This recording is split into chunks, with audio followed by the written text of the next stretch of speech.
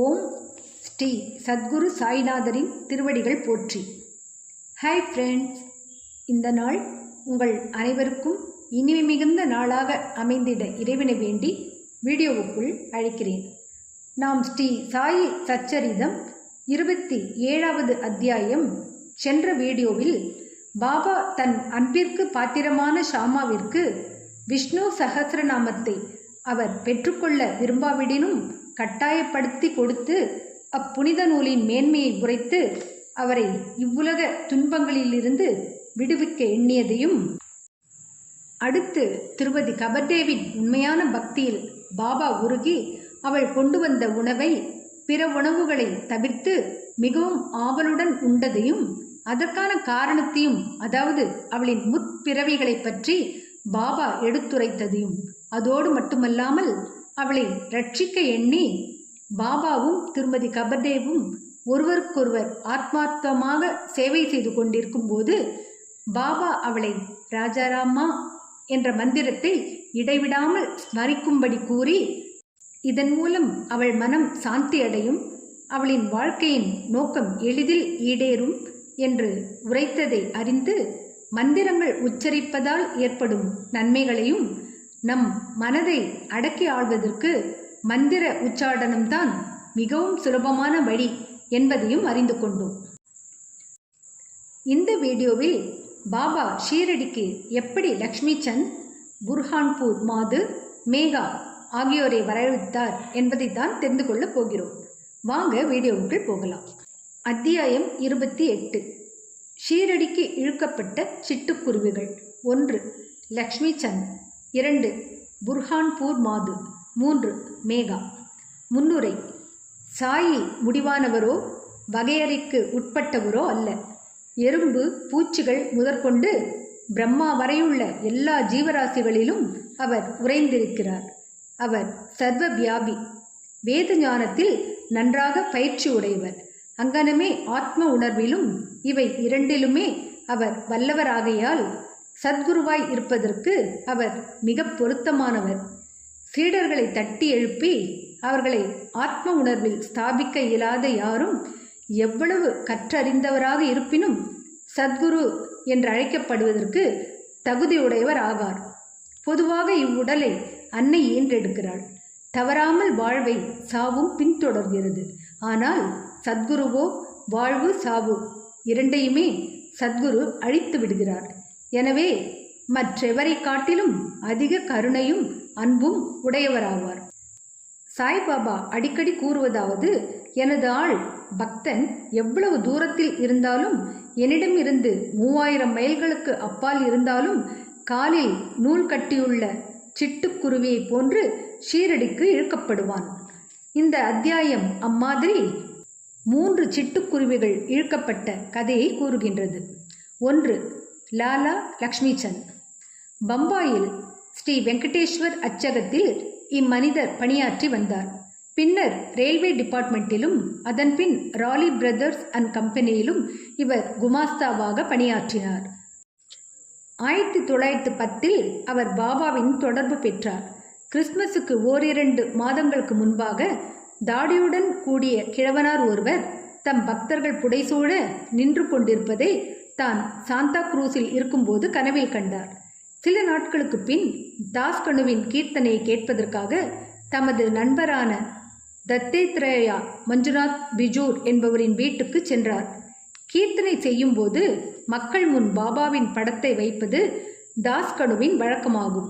தான் கனவில் கண்ட கிழவனாரின் உருவ அமைப்புகள் எல்லாம் இப்படத்துடன் அப்படியே அச்சாக பொருந்திருப்பது கண்டு லக்ஷ்மி சந்த் அதிசயப்பட்டார். தான் கனவில் கண்ட கிழவனார் சாய்பாபாவே என்று முடிவுக்கு வந்தார். இச்சித்திரத்தின் தரிசனம், தாஸ்கனுவின் பாடல், அவர் உரை நிகழ்த்திய துகாராமின் வாழ்க்கை, இவை அனைத்தும் அவர் மனதில் ஓர் ஆழ்ந்த உணர்வை ஏற்படுத்தியது. அவர் ஷீரடி போக தீர்மானித்தார். சத்குரு தேடும் படலத்திலும் ஆன்மீக முயற்சியிலும் கடவுள் எப்போதும் உதவி செய்கிறார் என்பது பக்தர்களின் அனுபவமாகும்.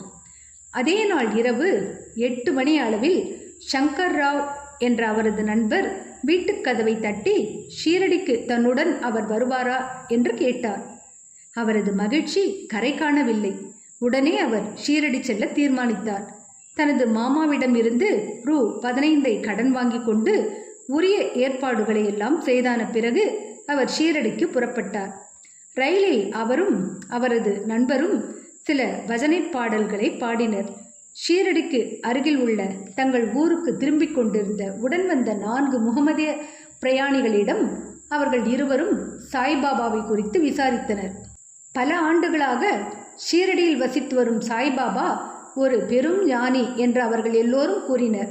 அவர்கள் கோபர்காவனை அடைந்தபோது பாபாவுக்கு சமர்ப்பிப்பதற்காக சில பழங்களை லக்ஷ்மி சந்த் வாங்க விரும்பியிருந்தார்.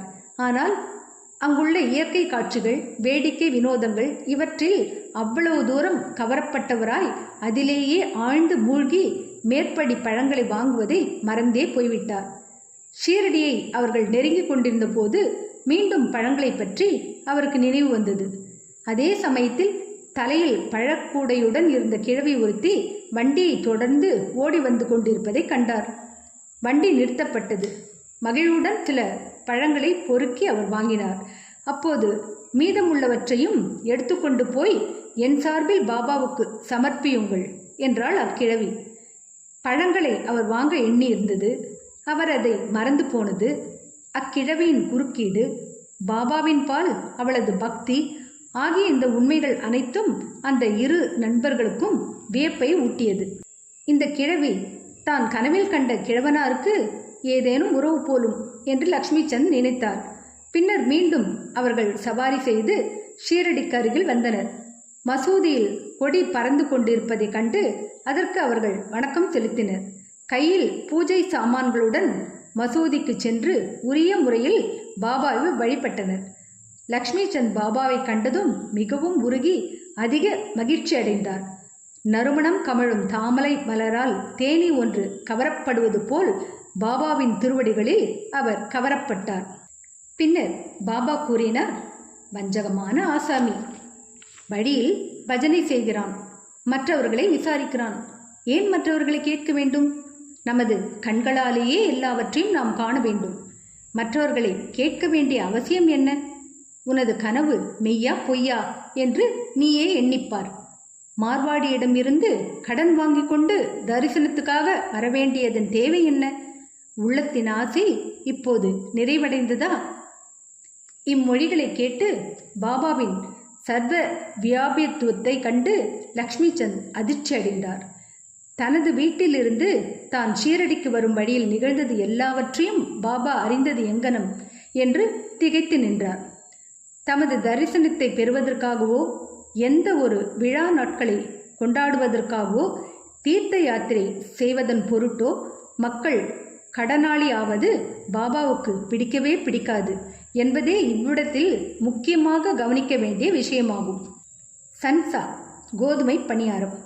மத்தியான வேளையில் லக்ஷ்மி சந்த் உணவுக்காக அமர்ந்திருந்த போது ஒரு பக்தரிடமிருந்து பிரசாதமாக கொஞ்சம் சன்சாவை அவர் பெற்றார். மறுநாளும் அதை அவர் எதிர்பார்த்தார். ஆனால் ஒன்றும் பெறவில்லை. எனவே அதை பெற அவர் கவலையுற்றார். 3ஆம் நாள் பாபாவிடம் ஆரத்தி நேரத்தின் போது என்ன நைவேத்தியம் தான் கொண்டு வர வேண்டும் என ஜோக் கேட்டார். சன்சாவை கொண்டு வரும்படி பாபா கூறினார். பின் பக்தர்கள் 2 பானை நிறைய சன்சாவை கொண்டு வந்தனர். லக்ஷ்மி சந்த் மிகவும் பசியாய் இருந்தார். அவர் முதுகில் கொஞ்சம் வலி இருந்தது. பாபா அப்போது, நீ பசியாய் இருப்பது நன்று, அதற்காக கொஞ்சம் சன்சாவை உட்கொள், முதுகு வலிக்கு ஏதாவது மருந்து போட்டுக்கொள் என்று அவரிடம் கூறினார். பாபா மீண்டும் தம் மனதை படித்து அங்கு என்ன நடந்து கொண்டிருந்தது என்பதை உணர்த்தியது குறித்து அவர் மீண்டும் ஆச்சரியத்தால் தாக்கப்பட்டார். எத்தகைய சர்வ வியாபியாக பாபா இருக்கிறார்! திருஷ்டி.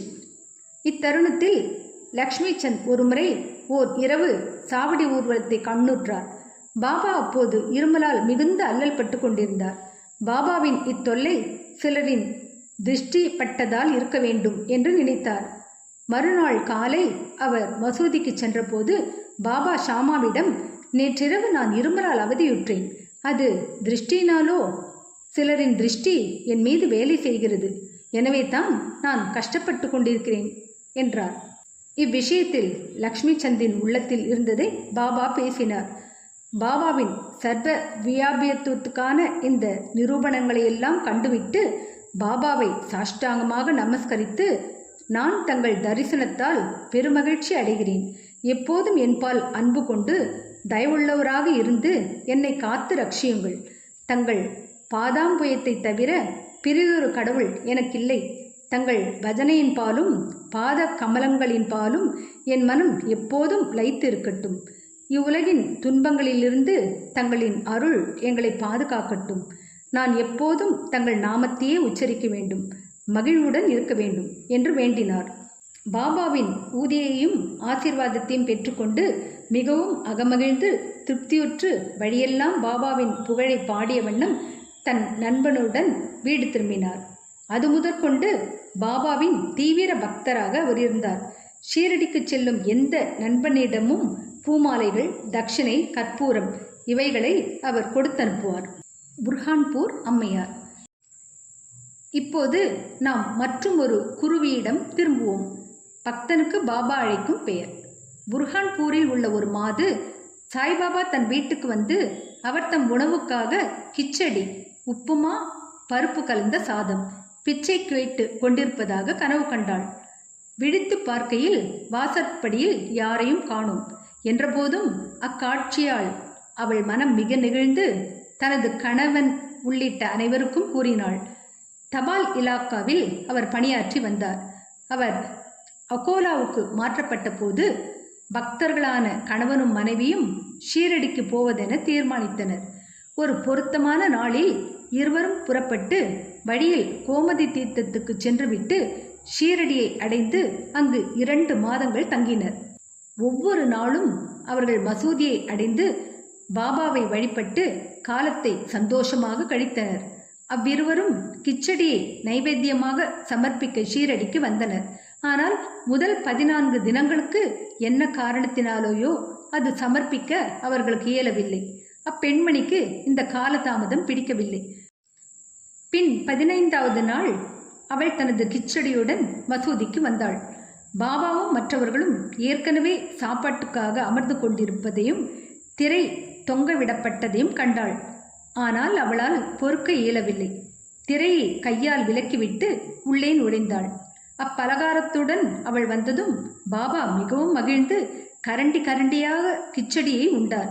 இவ்விஷயத்தில் பாபாவின் ஊக்கத்தை கண்டு எல்லோரும் அதிசயம் அடைந்தனர்.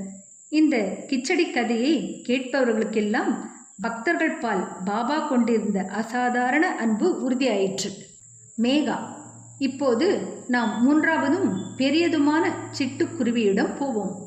ராவ் பகதூர் ஹரி விநாயக் சாதேவின் பிராமண சமையல்காரனான வீரம் காவனை சேர்ந்த மேகா என்பவன் எளிமை மிகுந்தவன், படிக்காதவன். அவன் ஒரு சிவபக்தன். நமச்சிவாய என்ற பஞ்சாட்சரத்தை அவன் சதா காலமும் ஸ்மரித்து வந்தான். சந்தியாவை பற்றியோ அதன் முக்கிய மந்திரமான காயத்ரியை பற்றியோ அவனுக்கு எதுவும் தெரியாது. சாதே அவனிடம் ஆர்வம் பூண்டு அவனுக்கு சந்தியாவையும் காயத்ரியையும் கற்பித்தார். ஷீரடி சாய்பாபா சிவனின் அவதாரம் என்று அவனுக்கு கூறி ஷீரடிக்கு அவனை புறப்படச் செய்தார். புரோச் ரயில் நிலையத்தில் சாய்பாபா ஒரு முகமதியர் என்று கேள்விப்பட்டான். அவனது வைதீகமான எளிய மனம் ஒரு முகமதியர் முன் வணங்குவதை குறித்து மிகவும் குழப்பமடைந்ததால் தன்னை அங்கு அனுப்ப வேண்டாம் என அவனது எஜமானரை வேண்டிக் கொண்டான். ஆனால் அவரோ போக வேண்டியதை வற்புறுத்தி அவ்விடம் இருந்து தனது மாமனாரான கணேஷ் தாமோதர் என்ற தாதா கேல்கருக்கு ஒரு கடிதம் கொடுத்து அவனை சாய்பாபாவுக்கு அறிமுகப்படுத்துமாறு அனுப்பினார். அவன் ஷீரடிக்கு சென்று மசூதியை அடைந்தபோது பாபா மிகவும் கோபமாய் இருந்தார். அவனை மசூதிக்குள் நுழைய விடவில்லை. இந்த ராஸ்கலை வெளியே தள்ளு என்று கர்ஜித்தார். நீ உயர்ந்த ஜாதி பிராமணன், நான் கீழான முகமதியன். இங்கு வருவதால் நீ உனது ஜாதியை இழந்து விடுவாய். எனவே நீ போய்விடு என்று அவனை நோக்கி உரைத்தார். இவ்வுரைகளை கேட்டதும் மேகா நடுங்கத் தொடங்கினான். தன் மனதில் என்ன நிகழ்ந்து கொண்டிருக்கிறது என்பதை பாபா எங்கனம் அறியலானார் என்பது குறித்து அவன் ஆச்சரியப்பட்டு கொண்டிருந்தான். அவன் அங்கு சில நாட்கள் தங்கி பாபாவுக்கு தனக்கே உரிய முறையில் சேவை செய்து கொண்டிருந்தான்.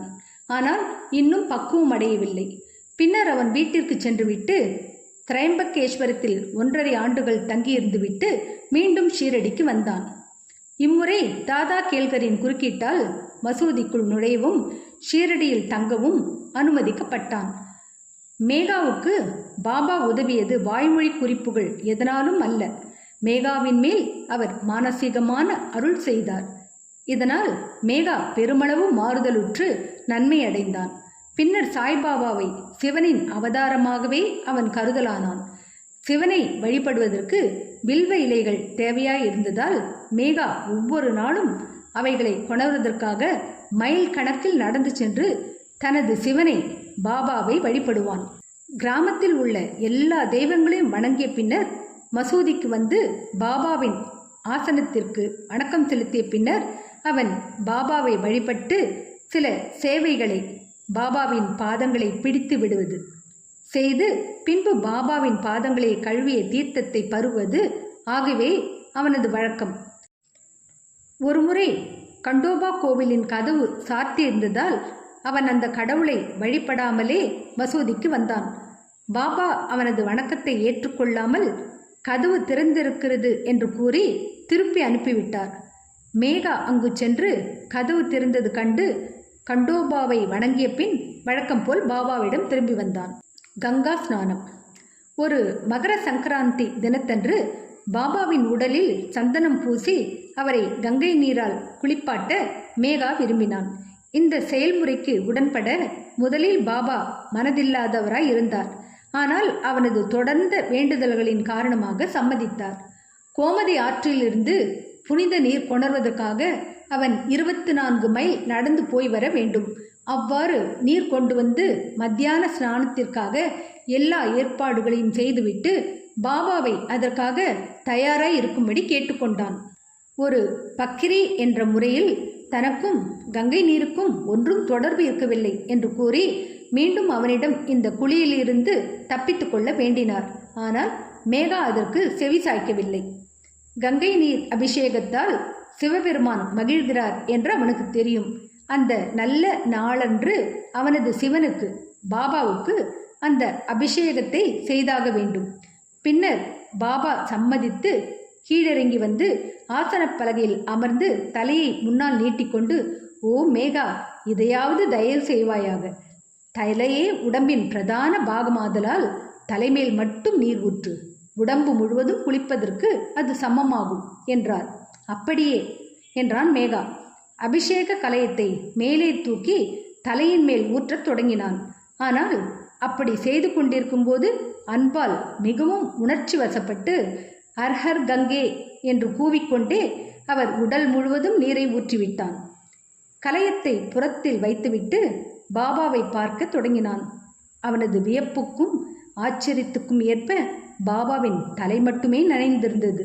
உடம்பு ஈரமில்லாமலே இருந்தது. திரிசூலமும் லிங்கமும். பாபாவை மேகா 2 இடங்களில் வழிபட்டான்.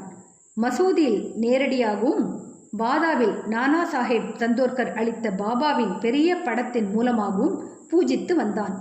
இதை அவன் ஓராண்டு காலம் செய்து வந்தான். பின்னர் அவனது பக்தியை மெச்சி அவனது நம்பிக்கையை உறுதி செய்வதற்காக பாபா அவனுக்கு ஒரு காட்சி நல்கினார். ஒரு நாள் அதிகாலையில் மேகா இன்னும் படுக்கையை விட்டு எழாமல் இருக்கையில், ஆனால் கண்கள் மூடியிருந்த நிலையில் விழிப்புடன் பாபாவின் உருவத்தை அவன் தெளிவாக கண்டான். அவன் விழித்திருப்பதை அறிந்து பாபா அவன் மீது அக்ஷதையை வீசி எறிந்து, மேகா, திரிசூலம் வரை என்று உரைத்து மறைந்து விட்டார். இவ்வார்த்தைகளை கேட்டு அவன் ஆவலுடன் கண்களை திறந்தான். ஆனால் அங்கு பாபாவை காணவில்லை. அக்ஷதை மட்டும் அங்கும் இங்கும் சிதறி கிடப்பதை கண்டான். பின்னர் பாபாவிடம் சென்று காட்சியை பற்றி கூறி ஒரு திரிசூலம் வரைவதற்கு அவரின் இசைவையும் கேட்டான். பாபா, திரிசூலம் வரையும்படி நான் உன்னை கேட்ட மொழிகளை நீ கேட்கவில்லையா? எனது மொழிகள் எப்போதும் பொருள் என்னும் சூழ் கொண்டிருக்கின்றன, ஒருபோதும் வெறுமையானதல்ல என்றார். மேகா, என்னை தாங்கள் எழுப்பியதாக கருதினேன். ஆனால் எல்லா கதவுகளும் மூடியிருந்ததால் அதை ஒரு காட்சியாக நினைத்தேன் என்றான். பாபா அதற்கு, நான் நுழைவதற்கு எனக்கு எவ்வித கதவும் தேவையில்லை. எனக்கு எவ்வித உருவமோ நீளமோ கிடையாது. எப்போதும் எங்கும் நான் வசிக்கிறேன். என்னை நம்பி என்பால் லயமாகும் மனிதனின் எல்லா காரியங்களையும் பொம்மலாட்டத்தைப் போன்று நான் நின்று நடத்துகிறேன் என்றார். மேகா மாதாவுக்கு திரும்பி வந்து பாபாவின் படத்தருகே சிவப்பு திரிசூலம் ஒன்றை சுவரில் வரைந்தான். மறுநாள் பூனேவில் இருந்து ஒரு ராம்தாசி பக்தர் வந்து பாபாவை வணங்கி அவருக்கு ஒரு லிங்கத்தை சமர்ப்பித்தார். இச்சமயத்தில் மேகாவும் அவ்விடம் வந்தான். பாபா அவனிடம், பார், சங்கர் வந்துவிட்டார், இப்போது அவரை காப்பாற்று, அதாவது வழிபடு. சூலத்தை லிங்கம் உடனே தொடர்ந்து வந்தது கண்டு மேகா அதிசயம் அடைந்தான். பாதாவிலும் கூட காக்கா சாஹேப் தீக்ஷித் குளித்த பின் கையில் துவட்டிய துண்டுடன் நின்று சாயியை நினைத்து கொண்டிருந்தார். அப்போது மனக்காட்சியில் ஒரு லிங்கத்தை கண்டார். இது குறித்து அவர் அதிசயப்பட்டு கொண்டிருக்கையில் மேகா அவ்விடம் வந்து பாபா தனக்கு பரிசளித்த லிங்கத்தை அவரிடம் காட்டினான். தான் சில நிமிட நேரங்களுக்கு முன் காட்சியில் தரிசித்த லிங்கம் இதனுடன் அச்சாக பொருந்தியிருப்பது கண்டு அவர் மிகவும் மகிழ்வுற்றார். சில நாட்களில் திரிசூலம் வரைவதும் முடிவடைந்தது. பாபா அந்த லிங்கத்தை மேகா வழிபட்டு கொண்டிருந்த பெரிய படத்தின் அருகில் ஸ்தாபித்தார். சிவ பூஜை செய்வது மேகாவுக்கு மிகவும் பிடித்தமானது. திரிசூலம் வரையச் செய்வித்ததும் அதன் அருகில் லிங்கத்தை ஸ்தாபித்ததும் பாபா அவனது நம்பிக்கையை ஊர்ஜிதம் செய்தார். பல ஆண்டுகள் தொடர்ந்து சேவைக்கு பின்னர் ஒவ்வொரு நாள் மத்தியானமும் மாலையும் வழக்கமான வழிபாட்டையும் ஆரத்தியும் செய்த பின்பு 1912 மேகா சிவபதம் சேர்ந்தான். பின்னர் பாபா தமது கைகளை அவனது உடல் மீது தடவி, இவன் என் உண்மை பக்தன் என உரைத்தார். தமது சொந்த செலவிலேயே வழக்கமான சாப்பாடு பிராமணர்களுக்கு செய்து வைக்க ஆணையிட்டார். இது காக்கா சாஹேப் தீக்ஷித்தால் நிறைவேற்றப்பட்டது. ஸ்ரீ சாயியை பணிக. அனைவருக்கும் சாந்தி நிலவட்டும். அடுத்த அத்தியாயத்தில் சென்னை பஜனை சங்கம், டெண்டுல்கர், டாக்டர் கேப்டன் ஹாடே, வாமன் நார்வேகர் ஆகியோரின் கதைகளை பற்றி தான் தெரிந்து கொள்ளப் போகிறோம். என்ன ஃப்ரெண்ட்ஸ், இந்த வீடியோ பிடிச்சிருந்தா லைக் பண்ணுங்கள், ஷேர் பண்ணுங்கள், சேனலை சப்ஸ்கிரைப் பண்ணுங்கள். எனக்கு இதுவரை சப்ஸ்கிரைப் பண்ணியுள்ள அனைவருக்கும் என்னுடைய மனமார்ந்த நன்றிகள். மீண்டும் அடுத்த வீடியோவில் சந்திக்கும் வரை உங்கள் அனைவருக்கும் நன்றி கூறி விடைபெறுகிறேன். வணக்கம்.